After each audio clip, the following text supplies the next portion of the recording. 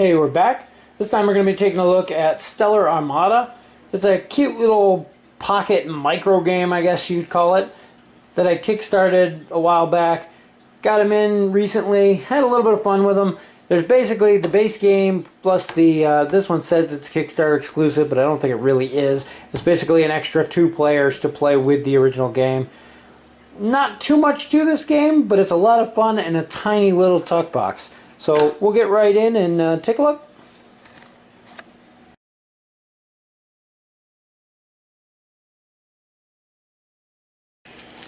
So in the box you got your bag of components there, and then you have 2 player boards and an advanced rules thing.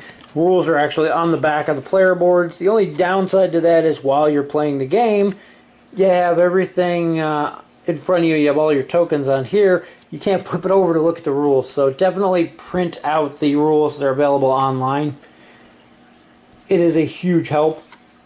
And the extra card here comes with a expansion, or the extra card here comes with an explanation on how to play with 4 players, as well as an AI on the back, so you can play against a NPC basically, so you can even play the game 1 player, which is pretty awesome. And the core game comes with everything you need to play 2 players. And the really cool thing about this game, when it was actually advertised originally, it was advertised as a $1 game. And to buy the game online, all you had to do was pitch in a $1 contribution towards the campaign, and you got everything you needed to play. For a couple extra bucks, you got this deluxe edition, which actually came with all the components printed out. It comes with the colored cubes and things to use, and so on. Makes the game a little bit more entertaining to not have to print and play yourself. So there's pretty much everything as it stands. The game is very simple, very easy to play. You have everything set up as it is here. Basically, you have your dice, you have your ship card, all your systems, you have your shields here in the front, your repair systems here, your reactors in the middle, engines in the back, and then you have a cannons on one side, missile launcher on the other, and then this is your ammo tracker for your missile launchers. Everything, as I said, is explained on the back of the cards, which is a little frustrating if you don't have them printed out or have an extra set like I do. But basically, you're going to take turns firing at each other. You can use the amount of power equal to your current reactor. So at the beginning of the game, you have 6 power to play with. You can activate up to 6 things. You can repair things based on your repair system level. Your shields can absorb incoming hits.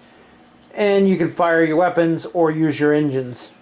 The more engines you use, the harder you are to hit.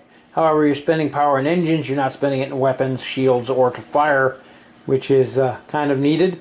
You have 2 weapon systems on board. You have your blasters, which can be fired up to 3 times, and you have your missile launchers, which can be fired twice. The amount of missiles you have up here goes down, so each time you fire the missile launcher you go down, so they can run out of ammo.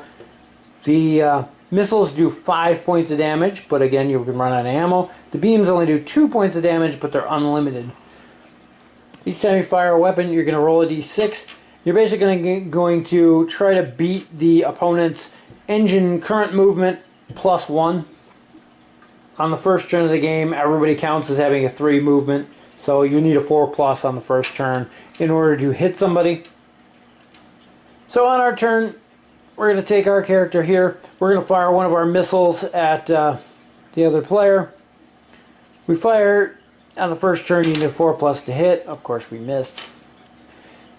But assuming we hit, they're going to take 5 damage to their shields from our missile.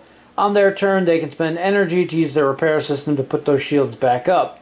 Once the shields are gone, you can start taking damage to specific systems, which after you roll, you call out the system. I'm going to damage your missile launcher. If their shields are gone, the damage will go directly to the missile launcher. So you'd move these down.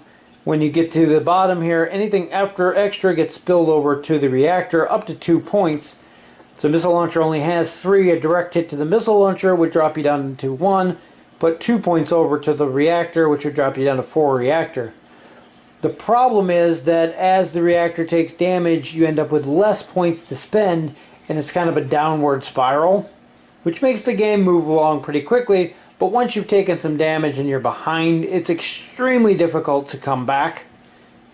And just as an example here, if we did take 2 to our reactor, we'd be down to a 4 reactor. Now every turn, this player is getting 6 power to distribute to repair systems, to distribute to weapon systems and engines. We're only getting 4 power. Most of that's probably going to be used for repairing, which puts us back up, but at the same time, we're not going to be firing, we're just going to be taking more damage. So once you get damaged pretty heavily, you spend all of your energy basically repairing your ship to keep it on life support, while the other guy can start picking you apart. That's the one real drawback to the game. Not a huge deal in such a small game that plays so simply, and it's really quick, easy. It's something you can carry around. These tuck boxes are tiny, like half the width of a normal deck of cards box, and you can keep them in your pocket, take them wherever, play them in between other games while you're waiting for people to show up. The Kickstarter exclusive one here, like I said, I'm not sure this one actually is exclusive. I think you can get the 4-player. You might not be able to. But it's the same thing in that package. You get 2 more ships, so you can play up to 4 players. And of course that AI rules card with the 4-player rules on the back. And you get green and black dice to go for your 2 extra players, and all the tokens needed to play them as well. Overall, I think it's a great little pocket game. It's exactly what it says it is. It's a micro game. There's not a lot of depth here. It's an extremely quick, easy to play, easy to pick up game. There's not a terrible amount of strategy involved. There is no kind of catch-up mechanic, so once somebody starts winning, that's pretty much the end. But it is a very simple, very easy, very portable game where you can take on each other and shoot lasers and missiles at each other. Overall, it's fun for what it is, and can't knock for the price it paid, especially if you got that dollar print and play version of it online. I do like having the official one with the tokens and things, just because I wouldn't want to track down my own little cubes and markers. But not that you couldn't do that. Actually, if you were playing with a print and play, you could probably just print the thing out and write on the cards themselves. So anyway, that's going to wrap it up for Stellar Armada.